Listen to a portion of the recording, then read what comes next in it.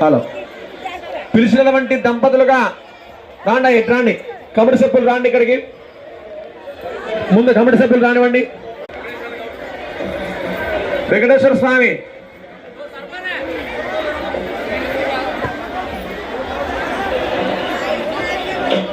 Venkateswara Swamy